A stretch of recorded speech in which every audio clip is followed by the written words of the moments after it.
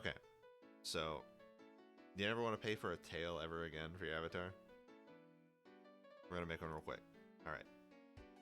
Add curve, path, edit mode. Align this to 2D space. Pretend this is where your avatar's back is. Put that on your spine.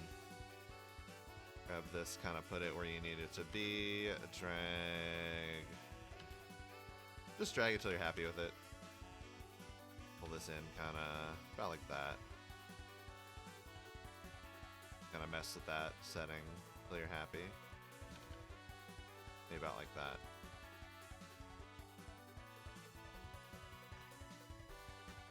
Nope. Bring it in a little bit. About like there. There we go.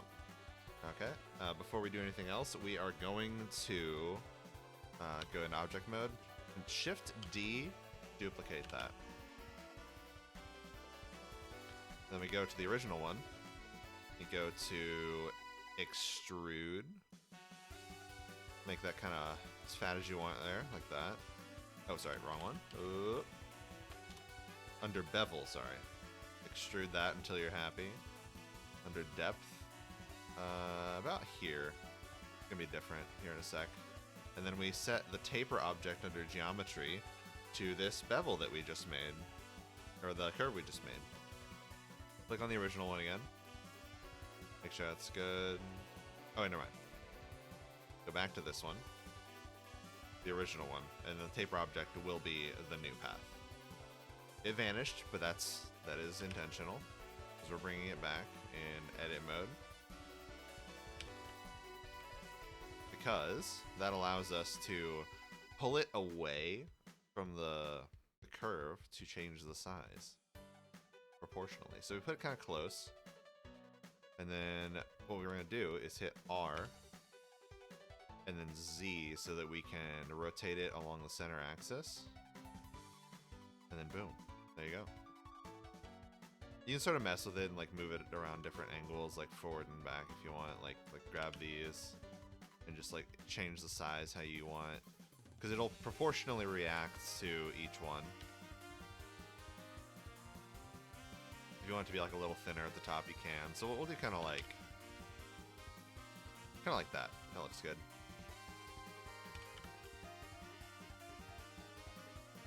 Okay.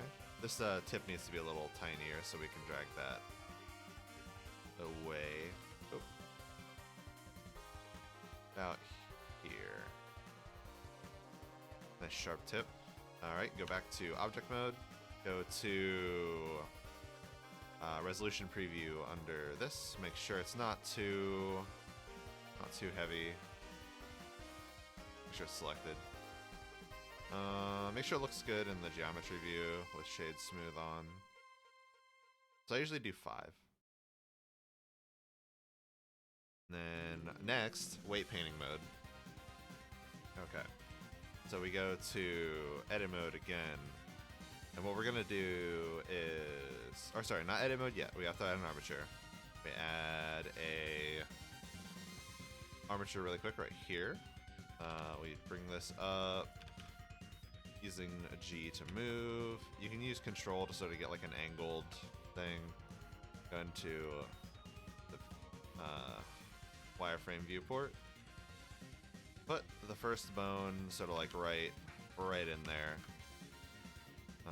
You're gonna want to shrink it down. We're gonna need a lot of these. Tails are very heavy on bones. And ideally, go in edit mode. So ideally what you want is like kind of like every 2 segments roughly, you want a bone. We'll like orient this at the end, but just keep hitting E. If there's like a harsh turn, you might want to add another bone there just to make sure that's preserved. Just sort of align them with the joints there.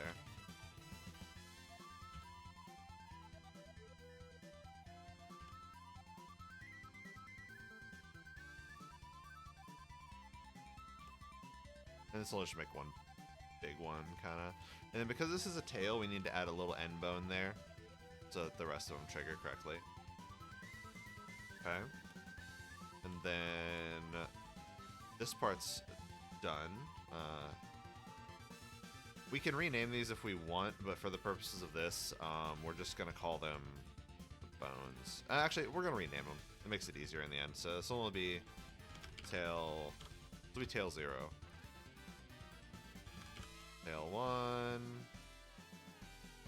Tail 2. Tail 3. Tail 4. Tail 5. Tail 6. Tail 7. Tail 8. Tail 9. Tail 10. Tail 11. And we'll call this one tail end, because that's an irrelevant mode for the purposes of vertex groups. It's just there to serve a function in Unity later on. Next, we go back to object mode. We select the mesh, go to edit mode.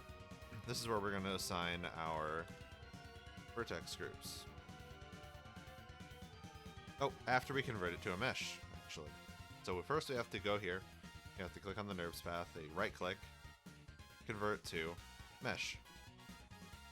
Then go to edit mode. And sort of wherever these bones are, we want to select those. So to go into face select mode, hold down Alt, click on the little joint there, and it'll select each sort of like ring, and then hit Shift, just keep selecting them. Go to a vertex group, and go to here, we'll type this, tail 0. And then assign. We do this for all of these. You will probably miss some of these as you're going, but it's all part of the process. Tail 2, assign.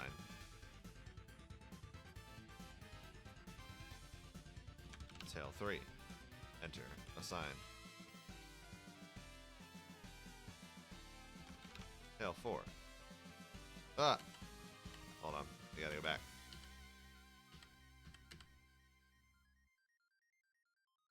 Select. Oops.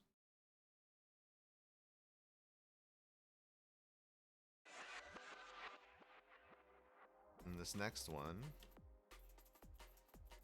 let's see here. We kind of maybe screwed this up a little bit. Just double check. This will happen when you're assigning groups from time to time. Okay, tail 3, got it. Let's make sure these are correct. 1, 0, 1, 2, 3, right here. Okay. So we want these. I want to assign that. Always remember to click off when you do that.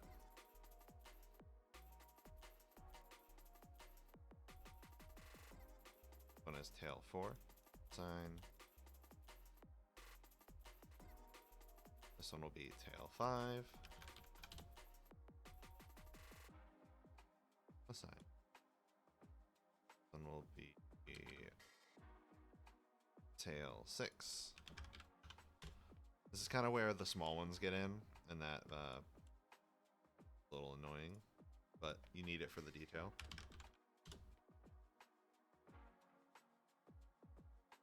What's so much fun about driving on the mountain? What you think, doofus? You drive as fast as you can, challenging the corners. The corners, huh? That's really the kind of thing you do for fun? I wouldn't be doing it if it was boring. Look, you're a dude, right? And you're telling me you don't feel the unquenchable desire to tackle those raging hairpins? Oh, no. Okay, and that's it. And now what we want to do is we go to the NURBS path that we've made into a mesh now.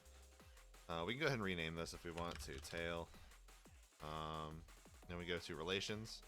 This. Parent it to the armature. Oh, very important point. This happens. Make sure you, in object mode, hit Control A. Apply all transforms to that. And also apply all transforms to the armature, because if you parent it, things will get weird. Make sure those are all on the same level. And then you can parent it. Then you click on the tail. You go to modifiers here. You go to armature modifier, and hit the object as the armature. And then is where we see if our work was good. Because this is fairly high bone dense, we shouldn't have to do any weight painting really. It should kind of just work. Let's see. I seem to have misnamed something. Okay, this is part of the process. What bone is named weird? Let's find out. This is troubleshooting. Okay, so tail. Okay, so we go in here. We select, select, select, select, select, select, select. Tail 6 is not parented to anything. Okay, got it. So 0, 1, 2, 3, 4, 5, 6 right here. This should be assigned. Okay. L7, select. L8, select. L9, select. 10, did not parent 10. Okay. Assign 10. Then 11 did not actually assign that. Okay. Now we're good. Okay. Go back in object mode, go to armature, go to pose mode. Turn this on, kinda, and we'll see. There we go.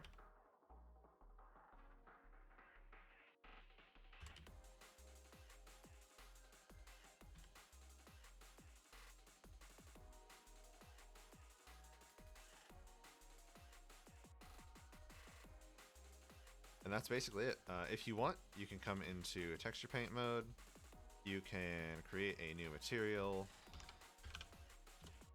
I'll call this tail text. Boom, this will be the base texture. I'll go to object mode, click on that, add a new material. The new material base color will be an image texture. We'll pull from this tail text. Okay, we have this here. Go to the shading tab, add a F3, add a new image texture. We're gonna add a rough, not a roughness map, a normal map. We'll call this tail, actually a bump map.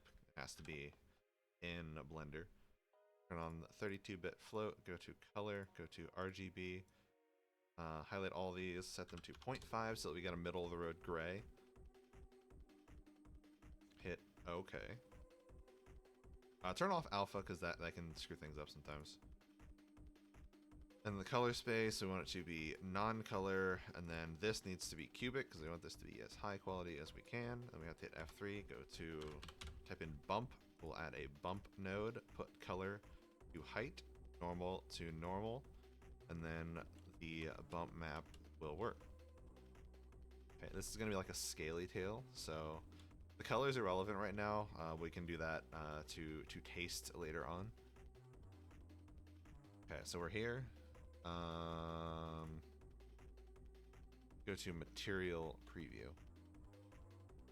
And then just as an example, we can do this. See, it gets a little bumpy. All right. So if we're going to paint this really quickly, what we can do is go down to masking. Sorry, texture mask.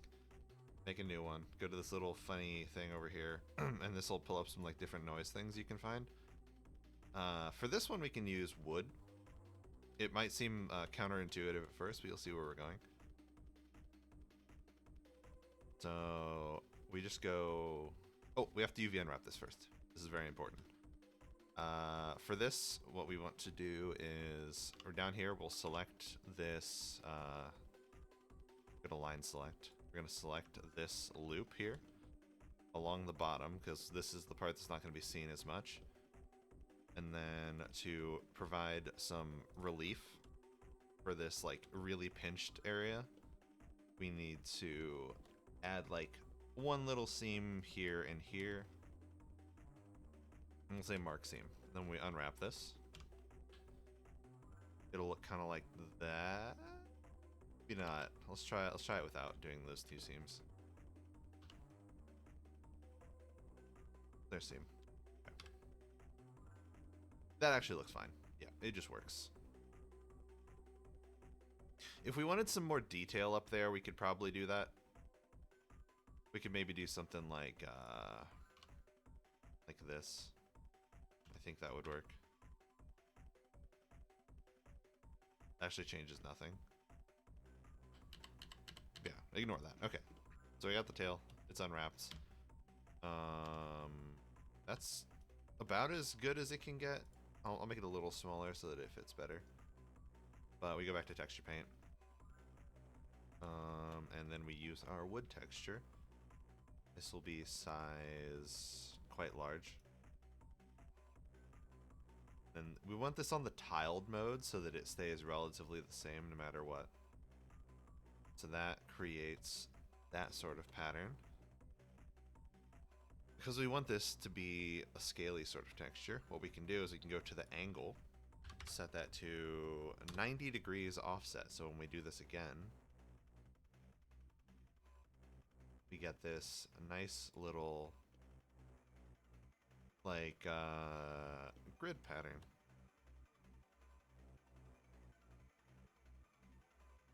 And then it kind of looks a little weird right now. That is fine. We can take the go to the brush setting and we can go to color burn. I think would do this. It's either burn or dodge. I can't remember. I think burn makes it more more extreme, which kind of works. But what we want to do after that is we want to soften it a little bit, and that'll help a lot. Where was the soften? Right here. And so we just kind of like, it lags quite a bit when you do this. You can just kind of smudge it around.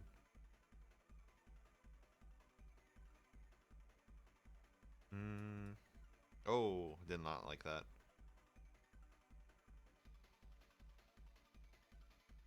Yeah, right there. So that looks pretty alright. However, I think we want to invert that. Yeah. Yeah, I had the wrong color to start with, but that looks way more what we're going for. Yeah. That we can do in GIMP later on to invert the color. But our base color needs to be... it can just be anything, really. I think what I'm going to do is... We'll probably do like a dark green. This. Something to start with. Oh, turn off color burn. We want mix.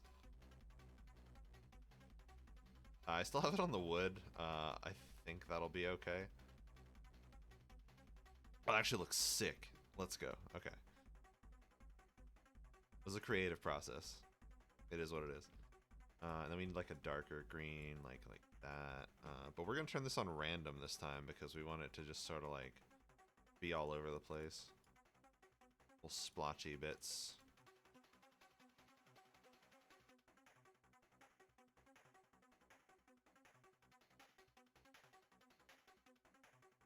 And it'll all come together in the end. Okay, we got that. And then there'll probably be like a little bit of like that. Bluish, with the strength a little lower. We want to set the stroke to probably airbrush, and we want to turn off this texture mask. Just kind of spritz it on there.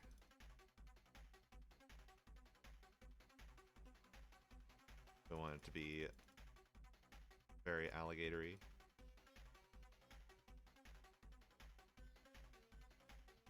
Okay.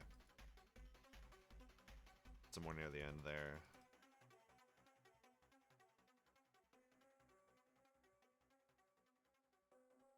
Undo that. I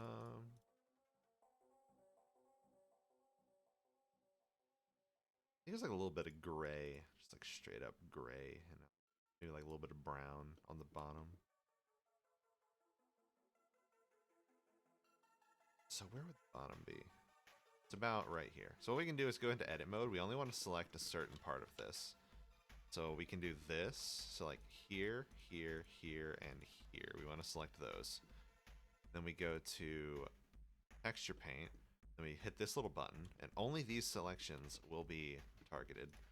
So we can do this. Then this makes our little like tail lower section. Go back to object mode and sort of inspect that. It looks quite good. Okay, if you want to make that a little bit better, you can go to texture paint, select all those again. Actually, not all of them. Back to edit mode. We want to only select these two because we want to blur these together, but we don't really want to blur everything else at the same time. So back to texture paint mode, we go to soften, and we can sort of like, yeah, sort of blend those together. The radius is a bit high, because soften really kind of breaks when the radius is high, because we're doing a 4K texture.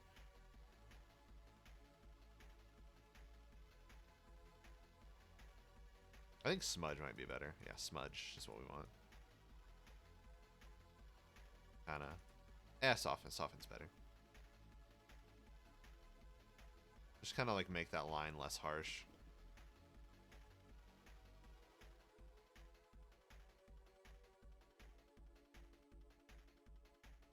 And we'll do the same on the other side.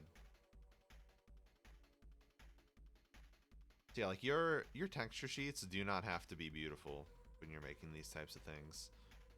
They just have to look good enough, and the Blender engine and like lighting and everything will carry it for you. Okay, so we go in here. That looks pretty solid. We can maybe turn down the bump intensity just a little bit. It's like a bit extreme, I think, for what we're going for. I think we want it to be like that. Okay. Now, maybe about like here. That looks pretty good. And then after that, we go. Actually, we stay in shading because this is where we're going to do our bake. And get rid of this nervous path. We can go to here and turn ambient occlusion just to get a little look. That looks like. Looks pretty good. Subsurface? I don't know if we want to have that or not. Yeah, go to the rendered view. We'll pull up a environment texture. Open that. EXRs folder. If you're curious where to get these, they are at HDRI Haven, which is now Polyhaven, I think. You can get a bunch of different EXR files, which are really good for stuff like this. Just pick one that kind of like fits the vibe you're going for.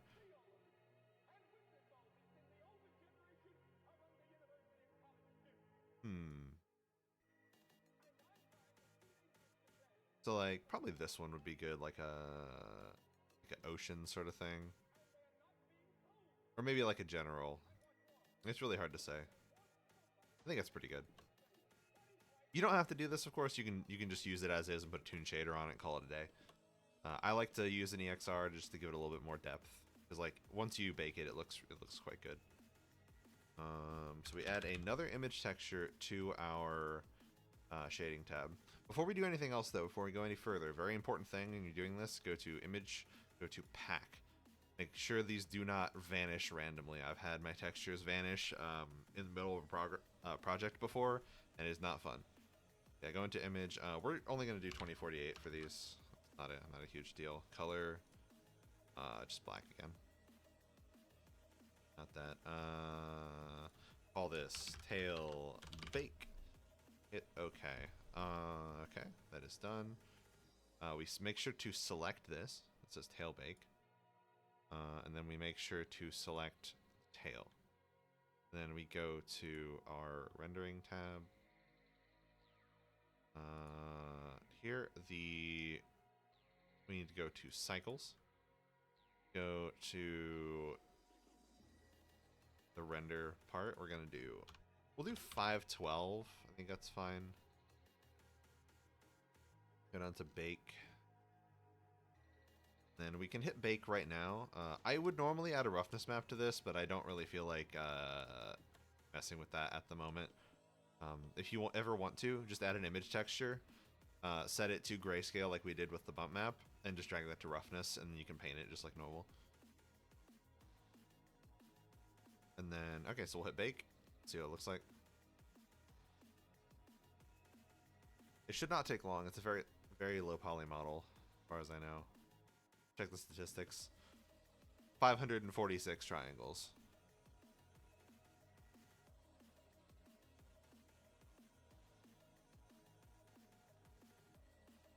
And then we just wait.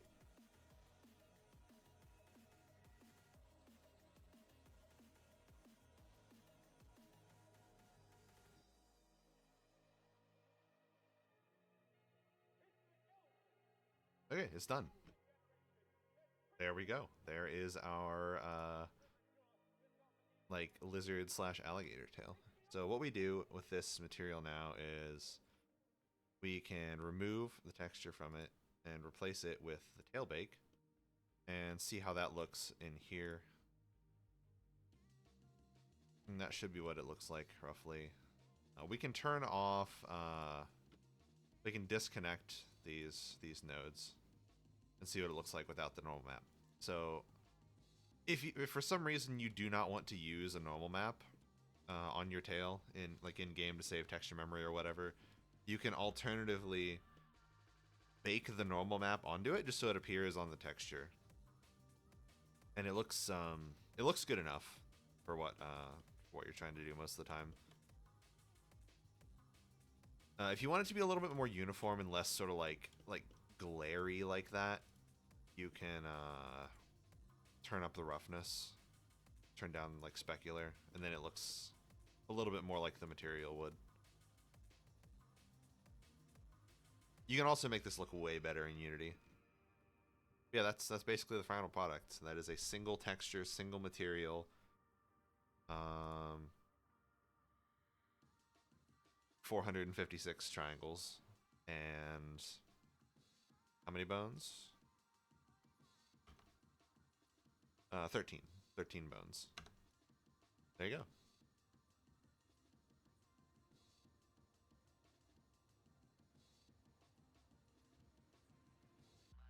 All done in 27 minutes, 28 seconds.